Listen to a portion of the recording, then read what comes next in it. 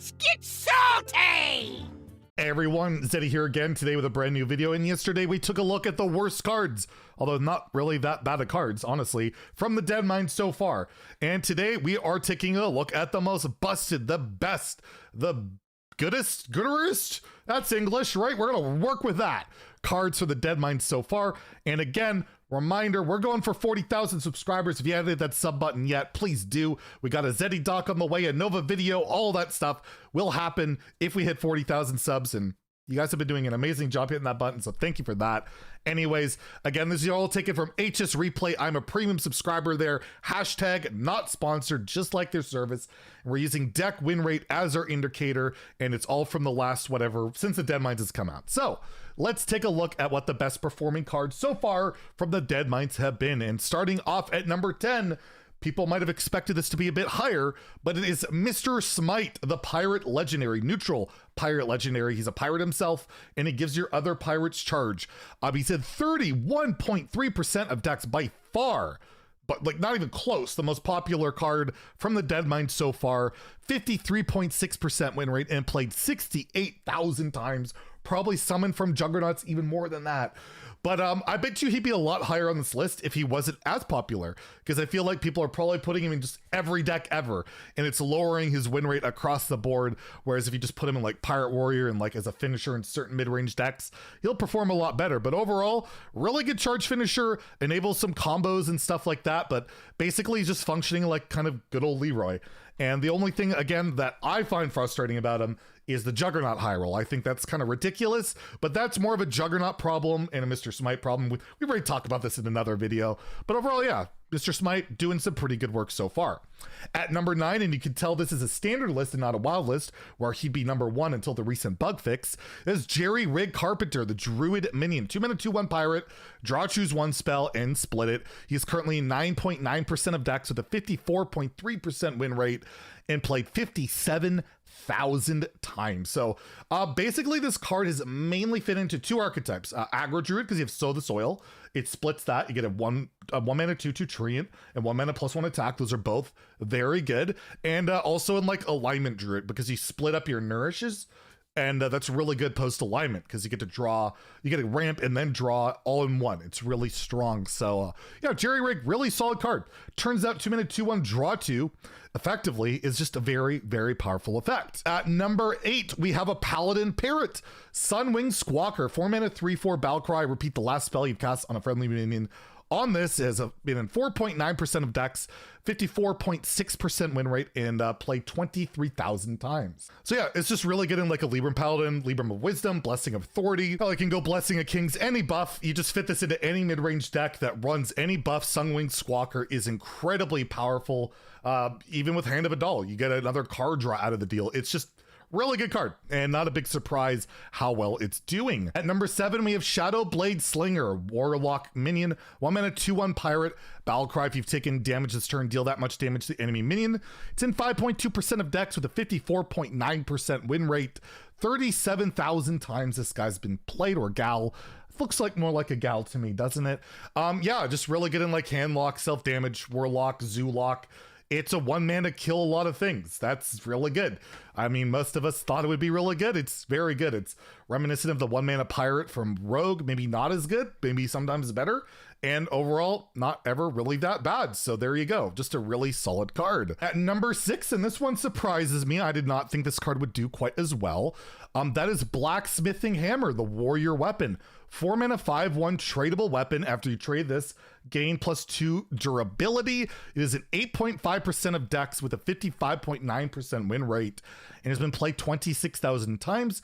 It just fits into Pirate Warrior. There aren't a lot of incredible weapons currently for Pirate Warrior, and this, you have like the 4-mana 3/3 weapon that draws a bunch, but this is just a ridiculous amount of damage. You just trade it once and get it back. That's 15 damage for 4 mana. That is incredible.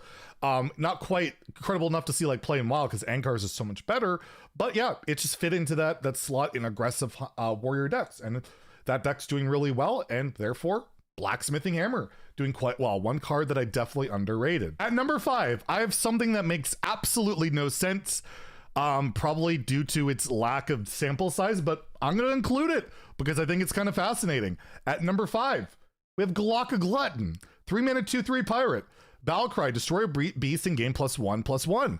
It is currently in only 0.4% of decks, but it has a 56.2% deck win rate and is played 1,300 times.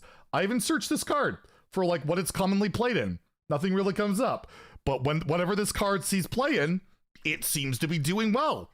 I don't understand it. It's a statistical anomaly so far, but hey, if you can let me know in the comments below why you think Galaka Glutton is number 5 on this list, I'd love to hear. It's good in Arena. There's a lot of Ungoro beasts, but why is this number 5 on the list? This is quite fascinating. So there you go. Galaka Glutton. Number 5, apparently. At number 4, we have another Warrior card. All the Warrior cards made a list, by the way. Warrior got some love. And Man the Cannons. This one also surprised me. 2-mana spell that deals 3 damage to a minion and 1 damage to all other minions, including your own. Is in 3.7% of decks, 56.4% win rate, and played 14,000 times. It's just found a home in Quest Warrior. It's just good removal in Quest Warrior, and that's good enough. Like, what more do you need? It's like a 2-mana swipe. It does hit your own minions, but for the most part, your Warrior, you don't care about that, and sometimes you can take advantage of that, and the card's just doing really good work. And another card that I'm like, when I reviewed it, I'm like, it seems like a good card. I just don't know where it'll fit in, and apparently Quest Warrior has been the place for it, so kind of cool to see Man the Cannons do very well. At number 3, we have a Hunter spell, Doggy Biscuit, 2-mana tradable spell. Give a minion +2/+3. After you trade this, give a friendly minion rush. This is in 3.8% of decks with a 56.4% deck win rate and is played 15,000 times. And yeah, just a really strong card for Face Hunter. It's been mostly in Face Hunter. +2/+3 is just really good. It's even made that 1-mana 2/1 elemental that gains plus health a meta player all of a sudden in Hunter. This card's never seen real meta play. It's seen meta play in Hunter because you play that on one, play Doggy Biscuit on it. You can't kill it. And sometimes getting that rush is good. But yeah, just overall, really plays the strategy of playing early game minions, getting chip damage in with something like Doggy Biscuit, and then winning with Burn. It just fits in perfectly. And I thought this would be more of like that beast style of card, but turns out getting +5 stats for 2 mana is just really good and is doing incredible work in Face Hunter. At number 2, and by the way, I lied about the most played card. This is the most played card, but technically you can run 2 copies, so is it really? I don't know. Anyways, Defias Cannoneer, 3-mana 3/3 pirate for Warrior. This card is insane. It's ridiculous. I rated it very highly, and for good reason. It's just stupid. After your hero attacks, deal 2 damage to a random enemy minion twice. So it is in 16.4% of decks, 56.6% deck win rate, and has been played 100,000 times already. This card is insane. Pirate Warrior is super popular, obviously, and I'd argue he's even better in Wild, which these numbers don't even factor. It is just a ridiculous card.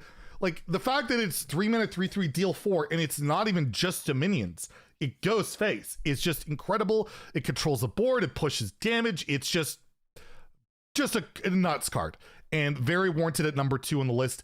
But number one on the list is a Druid card, which, again, just a ridiculous card. I think I rated this number 1 on my standard list, and that is Druid of the Reef, 1-mana Druid common.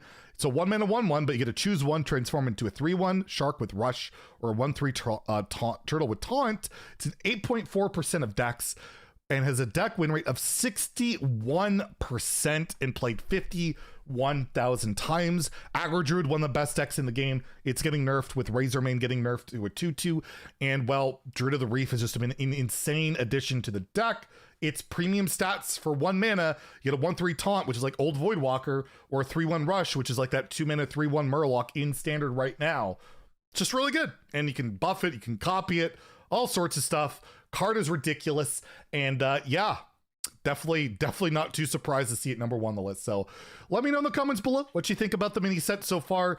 Should have an expansion announcement anytime now. Maybe I'm recording this like a day ahead of time. Maybe it's already been announced, but overall, pretty high impact stuff in the mini set. But as you can tell, mostly stuff that just supported existing decks, but that's kind of what the mini set is supposed to do in the end. And as you saw in the worst stuff, they put some support for Big Spell Mage, which just made no sense at the time and still doesn't quite yet. So if you enjoyed the video, please like and subscribe. Have a great day and stay salty, my friends.